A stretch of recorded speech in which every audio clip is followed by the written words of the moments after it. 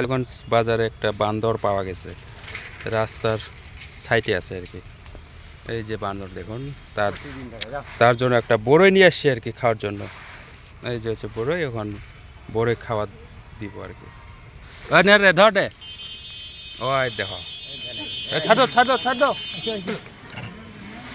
খাবে খাবে, দাও দাও, এমরাও খাবে। হ্যাঁ হ্যাঁ হ্যাঁ, ভয় লাগাছে না, কিছু করবি না। এটা কি ভাবছে না, কি গর্ভবতী হয়েছে নাকি?